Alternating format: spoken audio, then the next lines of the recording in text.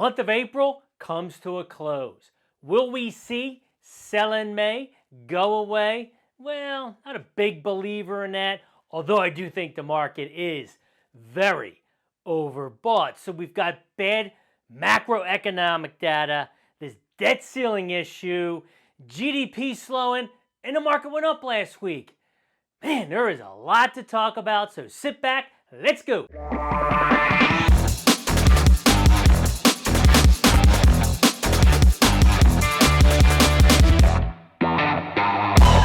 Hello, this is Michael Loftus for Wealth and Wisdom TV, where education is the key to a successful financial future. First time here, I am a practicing financial advisor, a registered investment advisory firm, meaning we do act as a fiduciary. So what you hear here, we do apply to our portfolios. Now, besides the market updates, we do educational videos. We also have a podcast, next one coming out in a couple weeks. So please do consider subscribing. So in the intro, we talked about it, right? A lot going on. On the back end, I'm seeing all these cracks, right? Cracks below the surfaces. We saw that GDP, inflation still running hot, bankruptcies, all kinds of stuff we're going to talk about today. Now, besides that, we did see the market move up last week, although we're still stuck below this proverbial number, maybe call it 4,200. So question now is, do we break through that 4,200, create a new bull market, or do we roll over with all this macroeconomic data? Let's get into it. Getting started here, always we talk about our process. Several different pieces here. The first is the macro side of things, data that drives our process, and then we confirm with some of the charts. So let's get started with that. First thing up, we look at our cycles, okay? So right now, we are still in cycle 4, growth slowing, inflation is decelerating, what we call disinflation, and then you've got the Fed, okay? A little bit different this time around because of what the Fed is doing. So from this, it'll drive a lot of our investment decisions. So first, let's go through some of these items. So on the growth side, so last week we had GDP. Now, this is from the Atlanta Fed. They give us what's called GDP now. Okay, so it's a real time. We're always updating this. Just a week ago, it was 2.5%. Lo and behold, Wednesday night, right before it was to be released on Thursday morning, they gave us a 1.1% growth number. So growth is in fact slowing. Now, the market shrugged that off to say the least, but a little bit more here to get into. So from there is the inflation side of things. Okay, that's why we've been raising rates to try and tame inflation. Now, this comes from wolfwallstreet.com. This is the Fed's favorite indicator, which is PCE. Okay, so they say they don't look at CPI, they look at CPE. You can see it continues to stay high. It was up about 4.7 this month. In fact, up marginally from the month before. So what continues to drive this, right? When you see it, this is the services PCE number. Okay, services, what you would expect. Healthcare, housing, utilities, education, travel, entertainment, dining, streaming subscriptions. Hello, they're all going up. Broadband, cell phone, etc. So I think we can all agree that yes, not only do they continue to go up, if not, they're still sticky, and that's why we feel this week the Fed is going to raise another 25 basis points, if not one more, in their following meeting. So let's look at some other things that are going on. First up, we've talked about this, credit events, one of our big issues here. From that, we anticipate some defaults in the commercial real estate space. Got over $1.4 trillion in debt coming due between this year and next year. The problem is you've got occupancies, right? Big time, 20% all-time highs. And here, last week, for sale, $300 million San Francisco office tower. By the way, $300 million offers right now are $60 to $69 million. That is a problem. Next up, bankruptcies amongst private companies, okay, with at least 10 million in assets, okay, continues to jump. So behind the scenes, we are seeing all of this data, okay? Next up from there, capital goods orders from our friends at Hedgeye. You can see that pretty much down on a straight line, came out this week. Same thing with durable goods, okay? Rolling over there as well. So more data continues to show us. Now, this is what's called CDSC, credit default swaps. You see it surging, okay? What is that from? This is a way for people to buy protection, okay? The fact that this is going up behind the scenes, again, is telling us people are concerned, especially with this debt issue that is coming up in the near future. So Friday, of course, when I say big news, kind of quiet news because it happened after close, all right?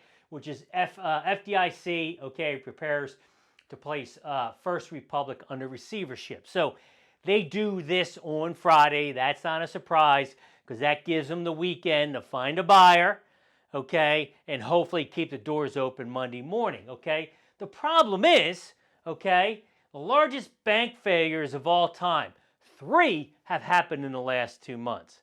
And again, that is a big, big issue. And then you see what's going on in the market. This disconnect has me concerned, okay? Next up, of course, we talked about this in some of my posts on social media. Do make sure you subscribe there as well, right? Last week was earnings, big week for earnings. And you didn't see these, okay, talked about as much, but Samsung, right, 95%. How about Intel, revenue growth? Worst in history. Okay, again, nothing being talked about there. We saw Amazon just 9%. Now, they did pull back a little bit because they talked about AWS and their future guidance from there, right? But look at their overall growth revenue, right? The trend is not their friend here, okay? From Tavi Costa, appreciate this. Great chart. So everyone getting excited about this. And then look, the big one last week, Meta, double digits up. Revenue growth, 2.7%.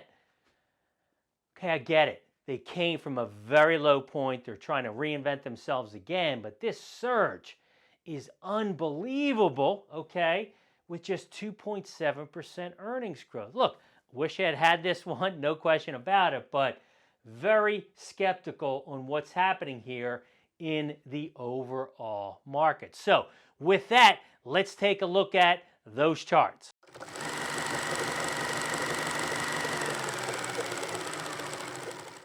Again, like what you hear, please do consider subscribing. So let's get into the charts. We go out into further view first, okay? We look at the monthly chart, okay? This red line here is a 20-month moving average, kind of standard when you're looking at trends, okay? So the first thing here, we talked about this up top, the proverbial line in the sand. And once again, we came up against it, closing out April, but not go above it. So until proven otherwise, the long-term trend is still negative, okay? Now, on the weekly side, we did have a little bit of a move here.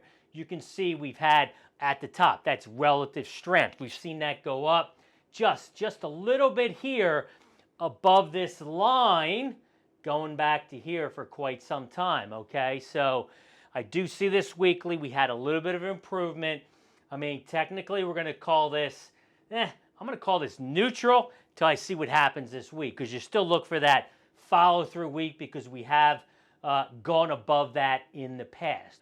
All right, so next up, let's look at the weekly chart. What do we see here, if anything has changed, okay? What I show here is all the pullbacks, right? 12%, 10%, 17, 12, 17 at the same time, 11% to the upside, 14, 14, 10, and then our most recent one is 8%. So not uncommon, okay, going back to 2000, 2008, you can have anywhere between 12 to 20 bear market bounces. So at this point, I still view this as a bear market bounce until proven otherwise. Now, is there anything else on the chart that I'm looking at that is a little bit interesting / concerning? Volatility index. Holy cow. It is gone so low. I mean, it doesn't make any sense. Okay, I'm not going to show it here. I'm going to pull up a full VIX chart, okay? So I'll zoom in here for you, but basically We closed Friday under 16. That's the lowest in 21 months. Makes no sense. Makes no sense at all. Like I said, you've got 5 companies driving the market at this point. No one else. I showed you how bad some of those other earnings are. I could show you a lot more if we had time, okay? You see these spikes in volatility, but you can go back, right, and just go across, right? It is crazy how low we are with the VIX. It is a little bit scary in as much as this should not be happening at all. So continue to watch that.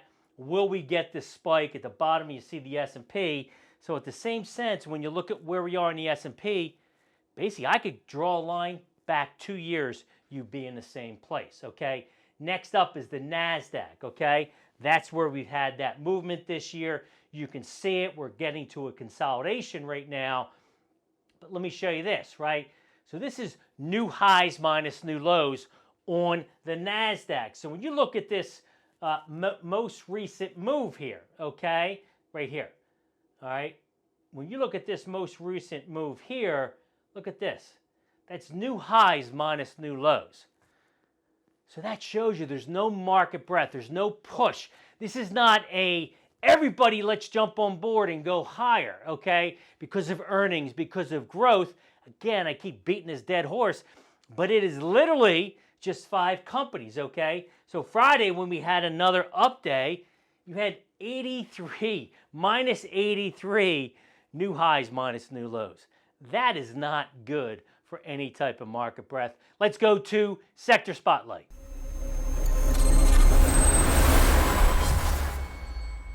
All right, so first up, been saying this for a couple years, most important chart, 10-year Treasury. It's going to give us guidance. It's going to tell us where we're going first, okay? But all that being said, we are still pretty much, right, in a consolidation here. Now, that being said, I do think that we have seen some moves to the downside. Okay, we started adding duration, meaning longer-term bonds, 7 to 10, 20, 30-year bonds to our portfolios, okay? Because you could see, right, we feel that we've topped out up here, okay? We've come down. We're consolidating right here with some of this data as we go forward, okay? We anticipate yields to go lower, okay? So yields go lower, price goes higher. That's why we've been adding a lot of bonds to our portfolio. So then you look at some of the other asset classes that work with the 10-year Treasury and within this cycle as well. We've talked about this for some time. This is gold. We bought back in November of last year. We've had a great run, a little bit of a pullback, and right now you can see, you know, a definitive consolidation. That's okay sometimes, all right? So when you see that consolidation, I think it's opportunity that we might see another push higher, okay, to be determined. We're very close to a full position on our gold, so we do like gold as we go forward. Same thing for silver. Now, I look at gold as a currency, so we'll go as much as 10, 12%. Silver is a commodity, max 4%. But for me, what I see here, okay, we rebought back here. We've had a nice run, and this is what's called a bullish flag. You can kind of see it there. Let me get rid of all that noise. So same thing. I think we've had a slight pullback, consolidating, looking for a move higher as we go forward into this week. So some of the new things, you look at what's called bond proxies. Those type of asset classes do well when bonds go down. Utilities is one of those I started adding to. Okay, we've got healthcare as well. So besides some of these other sectors, you know, we've got precious metals. We've added some of these sectors, and we do see some opportunities in each of these, okay? So let's wrap things up on game plan going forward, where we see we're going. Are we going to start adding more to the equity side of things? All right, once again, like we hear, please do consider subscribing. So pretty quick here, break above or below, right? 4,200. If we go above that, you have to respect it, okay? Meaning, could it maybe be a new bull market push? I don't see it, okay? But if it continues with momentum, and you see more market breadth, then we've got to jump in on more on the equity side, okay? But But until then, we're still primarily bonds, those precious metals. Didn't mention about miners, okay. We've got utilities and healthcare as well, all right? So we've got some time, but the debt ceiling is an issue. The last time we saw that, 2011, the market went down 20% pretty quick. Not saying it's going to happen. We know that the Republicans have passed on the congressional side, but it seems dead in the water from there, which means we're going to have a stalemate, okay? If that happens, then these two areas will definitely be good places to be positioned. So thanks so much for watching. Michael Loftus, Wealth and Wisdom TV.